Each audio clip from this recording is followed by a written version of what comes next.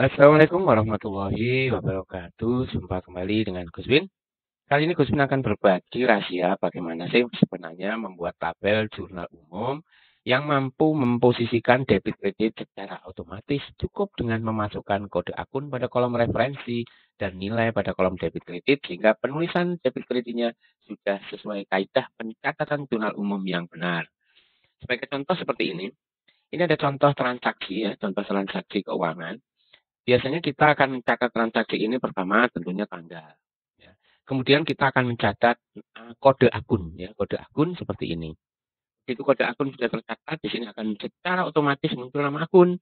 Hanya saja di sini masih merata. Padahal aturan mainnya, ketika posisi itu kredit, dia harus agak masuk.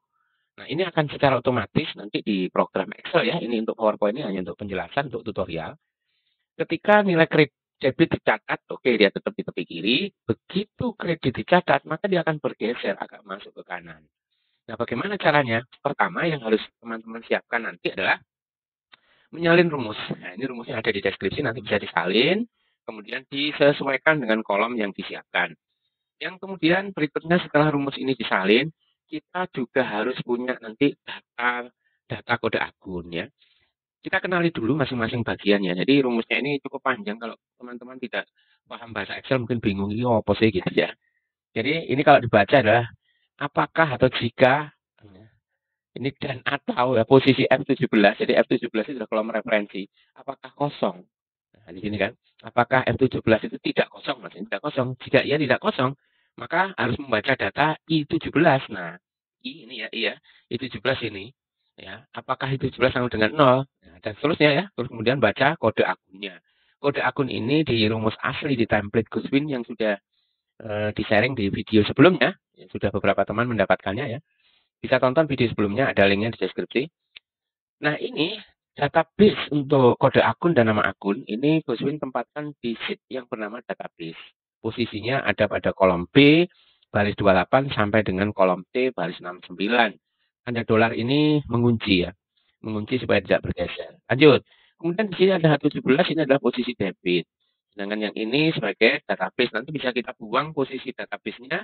Kita cukup menggunakan bahasa yang di tengah ini apabila apabila kode akun yang kita punya itu berada dalam satu sheet yang sama. Jadi kalau berada dalam satu sheet yang sama, jadi kode referensinya itu, maka nggak perlu lagi kita membuat alamat database nggak. Jadi yang penting siapkan dulu ini, mau dalam sheet yang sama atau dalam sheet yang berbeda. Yang penting sudah punya data akun semacam ini. Supaya nanti bisa diedit, ya diganti nama, ganti kode, dan seterusnya. Ya.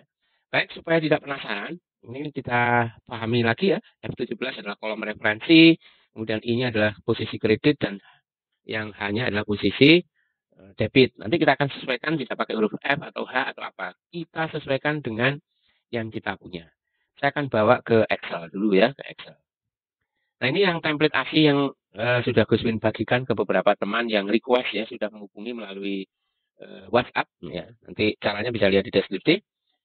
Di sini ini tadi rumus yang saya salin berasal dari sini. Sini jelas bahwa sumber datanya itu adalah dari database. Ini ada sheet database. Database, jadi kita lihat di sini database pada kolom B28 sampai dengan yang ini itu kolom C sampai 69. Ya, bunyinya kan gitu tadi. Ya, kalau kita lihat sini kan bunyinya database dari B28 sampai C69. F17 adalah F pembacaan data. Jadi ini kolom F-nya ya, F17. Baris 17 ini yang dibaca. Jadi kalau ini kita tulis 201 maka situ muncul gitu ya. Nah, sekarang kita akan praktek membuat sendiri. Nah, kolom ini sudah berbeda lokasi ya dengan contoh. Ini tadi sudah saya salin. Sekali lagi, rumus ini sudah Gus Win sertakan di deskripsi, bisa disalin, bisa di-copy, tinggal disesuaikan ya. Pertama yang harus disesuaikan adalah tanda ini. Apakah pada komputer teman-teman menggunakan titik koma atau koma? Ini ya, perhatikan. Bagaimana kita mengetahui komputer kita pakai titik koma atau koma? Cukup coba aja di salah satu sel, tulis sama dengan ya. Ini keprotek bentar ya. Ini. Jadi tulis saja sama dengan, kemudian tulis if, kurung buka. Nah, di sini kelihatan di bawahnya. Ini ada contoh pakai titik koma. Ya, di komputer teman-teman diperhatikan aja titik koma apa koma. Itu penting. Karena dalam Excel, satu karakter salah, maka tidak akan berfungsi lagi. Salah rumusnya. Gitu ya. Baik, kita akan coba cek. Di sini Guswin sudah mencatat rumusnya dengan beberapa penyesuaian. Pertama, dalam contoh kan ditulis ini posisinya F17. F17 tadi adalah untuk referensi. Nah, karena ini referensi posisinya bukan di F tapi di D, maka rumus ini berubah. Ini saya tulis ya, D5. Ini adalah posisi D baris ke 5. Kemudian VLOOKUP dan seterusnya ini F5 ini tadi di sana ada F17 ya. Di sini F5 adalah posisi kredit. Nah, ini kan, ini F5. Kita sesuaikan. Kemudian VLOOKUP. Di VLOOKUP kalau di sini tertata database. Di rumus ini tidak pakai database. Karena kode soal ada dalam sheet yang sama, ada dalam sheet ini. Ini posisinya ada di Q sampai R ya, Q5 sampai R. Kita coba cek database-nya. Nah, ini database-nya. Berada di Q5 sampai R berapa? Sampai R, kita lihat sini sampai R29, ya kan? R29. Jadi bahasanya seperti itu. Kita pakai lookup ya. VLOOKUP ini berasal dari B. Bukan database ya, ini yang asli ya. Yang tadi ini sudah saya tulis VLOOKUP dalam kolom ya, D5 itu yang dibaca. Kemudian di sini key 5 sampai dengan R29. Kenapa ada tanda dolar di sini? Tanda dolar itu untuk mengunci supaya ketika rumus ini kita copy ke bawah begini, maka tidak bergeser ya. Tetap kondisi datanya berasal di kolom I dan sampai dengan kolom R. Dari baris berapa? Baris 5 sampai baris 29. Jadi tinggal copy aja teman-teman rumusnya, nanti tinggal disesuaikan. Sehingga tidak perlu lagi mikir gimana ya bahasanya. Karena ini hanya untuk orang-orang yang memang terampil mengartikan, memahami bahasa Excel. Kalian saja semuanya seperti ini apa adanya. Tinggal kita mengganti posisi, berapa tadi? Posisi 3 ya, ini hanya mengganti F, kemudian I, H, itu aja yang diganti, sesuaikan dengan ini. Nah, bagi yang malas ya, bukannya malas, nggak terampil, udah nggak mampu lagi berpikir bahasa ini, ya sudah, pakai saja template yang jadi. Template yang jadi dari Guswin ini sudah lengkap. Kalau template yang dari Guswin ini lengkap, bukan hanya jurnal, tapi tanggalnya juga sudah ada. Ya, kemudian buku besarnya juga sudah ada di sini ya. Buku besar nanti saya buatkan video setelah ini. Jadi semuanya nanti akan komplit.